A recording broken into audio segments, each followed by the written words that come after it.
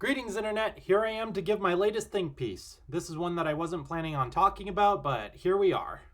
My main drive to try and make this video started from Max Derrett's video on whether or not he would take a cure for his autism if it were available to him, which currently there is no such thing as a cure for autism. For those of you who haven't seen his video, to give a brief summation, his answer was no, but it was not without some serious consideration, and he did address some scenarios he could imagine where he might possibly consider taking it, even though his long-term answer might still most likely remain no. Now, as someone who has mentioned multiple times on my channel that I myself am autistic, I maintain the same stance on the issue as Max does, and I am here to give my 2 cents on the matter, largely to address some of these scenarios that he brings up and why I would still advise against trying to cure someone of that. Now, trying to find a cure for autism has been the subject of controversy for a long time now, both from outside the community and especially within it. There are some autistic people who do wish that they did not have disability to begin with, and consider the handicaps that come with it just too overwhelming a lot of the time. But on the other end, there are a lot of autistic folks who say that such a cure were made and possible, which as of now it is not and most likely will never be. They would not want to be cured of their autism because it is not a disease like a lot of people in the world still perceive it to be.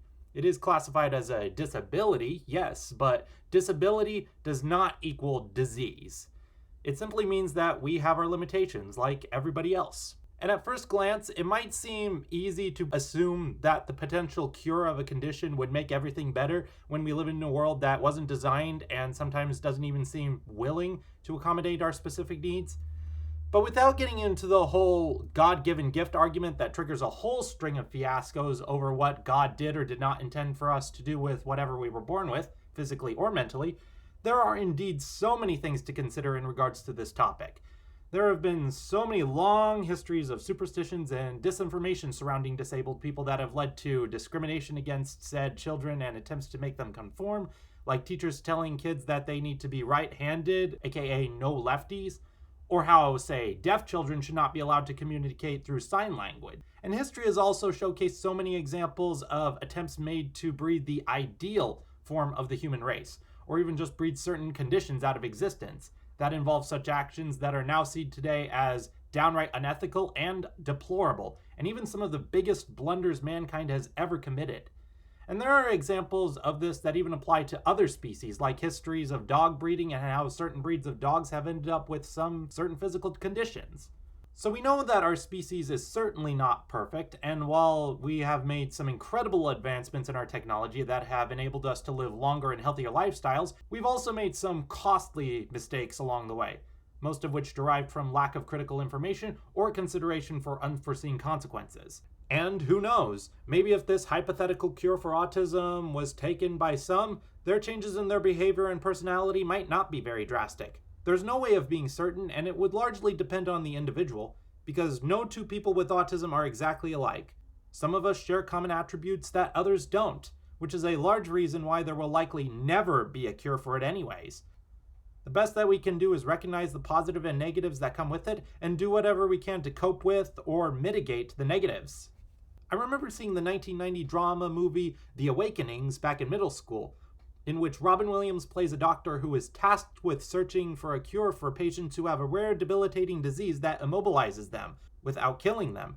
Eventually, he does find a treatment that allows one particular patient, played by Robert De Niro, to recover and be fully mobile and interactive with his surroundings, and eventually it follows suit with all the other patients, until that first patient to get treated eventually turns into someone who is utterly terrible towards everyone around him.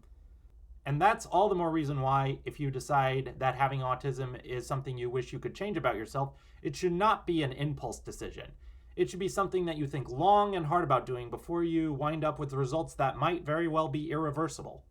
First off, as Max mentioned in his video, if you were offered a cure for autism, or any disability or neurological condition for that matter, and you have considered saying yes, the important factor to consider is who would you be taking the cure for, yourself or others? Obviously, I'm in agreement with Max that the answer should be for yourself, but I have 2 very specific reasons as to why that I think are worth considering, beyond the whole cliche of being true to yourself and not caring what others think.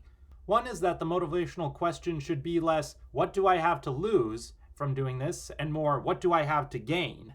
If the main reason you want something as drastic of a change as this is because you think it will simply take away the negative aspects of autism, rather than providing any real positives, then I don't think that's nearly as authentic to oneself.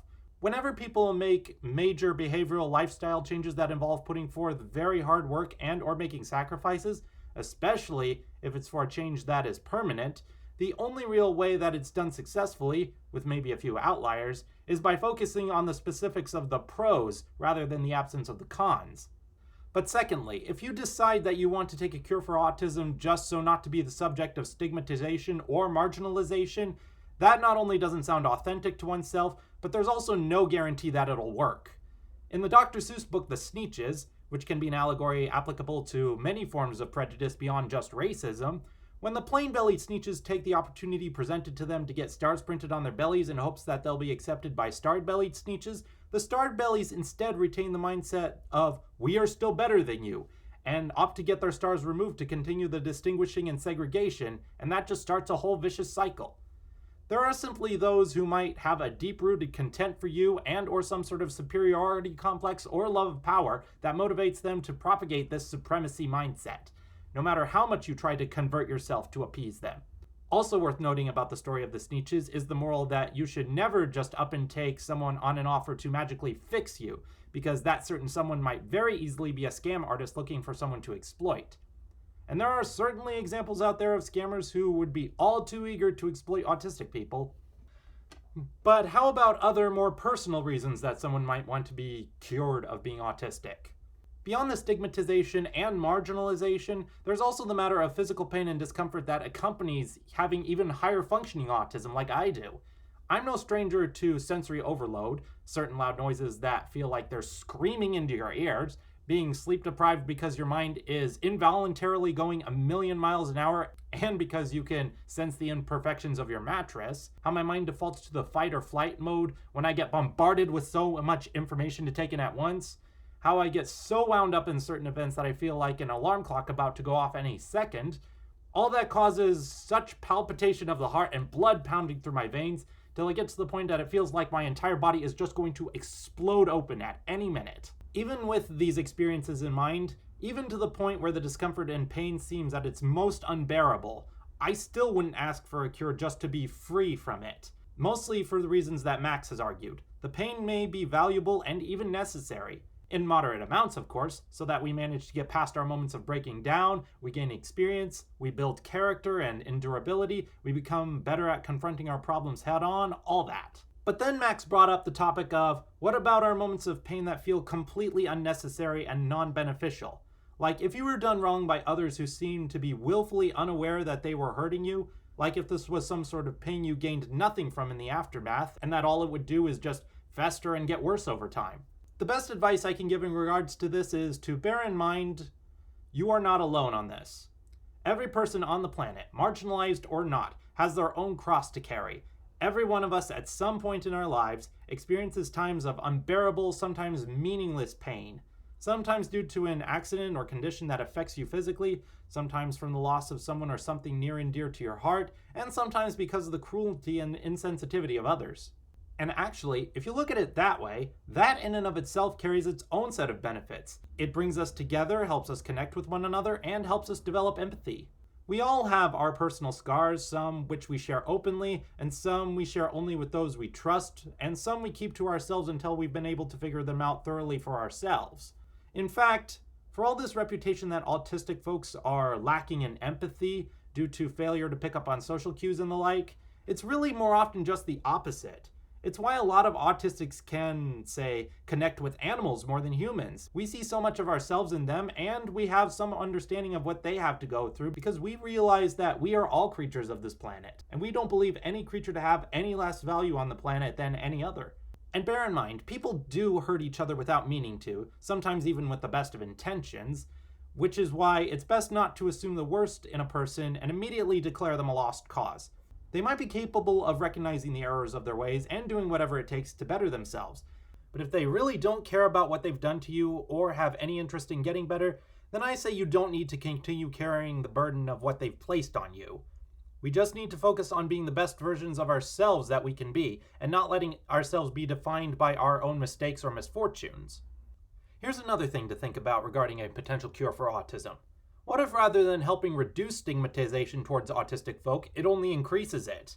Like, for example, it's pretty well known that many autistic people tend to be stigmatized in the workforce. How difficult it is for us to find jobs because employers would rather move on to someone who is easy to train and adapt to the work environment rather than take the time and make the accommodations necessary to help us specifically. Imagine how many businesses might start feeling compelled to mandate that any autistic applicants of their business take this hypothetical cure for autism. Imagine how many businesses might start feeling compelled to mandate that any autistic applicants for their businesses take this hypothetical cure for autism. Even if there are businesses that aren't discriminatory against us per se, might they feel inclined to make that mandate simply because it's easier than making changes or accommodations to their work environment? And this is completely different from something like a vaccine mandate for COVID, the flu, or measles in order to prevent any of those from being transmitted amongst coworkers and customers. This is exclusively about one individual and a potentially irreversible decision that, for all we know, could forever change that person and who they are. Now on to one very specific instance where Max said that he seriously considered a possible scenario that justifies taking a hypothetical cure for autism. If you could prevent it from happening to an unborn child. Now right up front, I should be clear that I don't have any desire to be a father or a family man, simply because I like my life as a single person. But supposing I did want to have children, should I take it to cure them as opposed to letting them be born with their natural brain? Do I spare them from the pain that I had to go through? Do I reveal to them later on down the line that they could have been born differently? Would they resent me for denying them the chance to experience the potential positives? These are all things that I admit I had considered a lot in my younger years when I was deciding that I did not want to be a father. But for me, it was not so much a question of how the child might turn out as would I be able to really be the dad that they need. I already mentioned earlier in the essay about how there have been so many failed attempts to breed an ideal human race.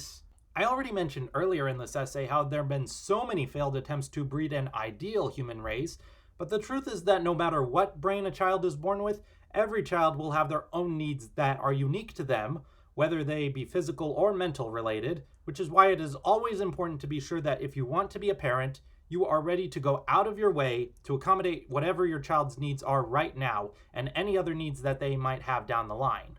Had I been born without autism, I don't know if my life would have been specifically better or worse. But as is, I'm grateful to have been born with it. I don't think it defines me as a person, but it has helped shape me as a person, and I believe in the best ways.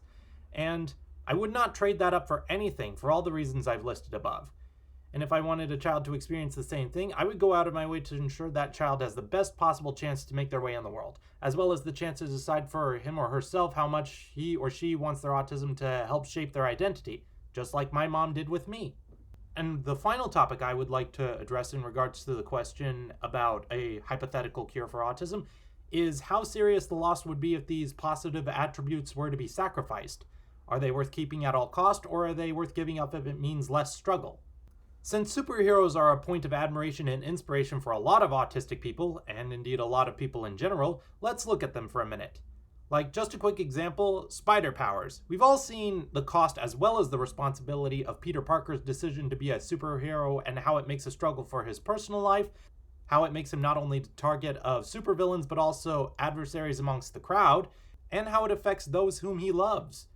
And we've also seen the chapter of his life where he chooses to give that up for the chance to rectify all those negative side effects, but that comes with its own sacrifice. Not just with the ability to save people, but also the opportunity to inspire them and be a beacon of light in their darkest hour. This is not to say that all autistic people should be looked at as some sort of entity with hidden superpowers waiting to be unleashed for the world to marvel at. Hell, that line of thinking carries its own set of unfortunate implications. It's just that it's best to accept autistic people as they are, while bearing in mind that they might possibly have something to offer that the world didn't know it needed. So in conclusion, the ultimate reason why I reject the idea of being cured of my autism is because I believe that to do that would imply that we are not the ideal versions of ourselves and that there is a better us buried underneath. I do not consider autism to be a prison like so many other people do. I think of it as a window. It gives us glances from our own personal spaces out to the rest of the world. Granted, there's only so much we can see out of that window at a time, but it still allows us to get that best possible experience and paint the best picture we can of what we see. I do not think that there is a better or more desirable version of me that needs to be unearthed. Certainly not by means of a cure, especially if the results and side effects would be permanent. Granted, I have stated in the past of how critical I can be of myself at times, sometimes even more than I need to be. But I do not believe that one becomes a better person by taking some sort of cure. You become a better person by motivating yourself and displaying good character, engaging positively with others, embracing your strengths, developing said strengths so that they can be an asset to yourself and to others, working within your limitations, and welcoming people who can help you navigate through life whenever you need it. It's just like every other human being in this world.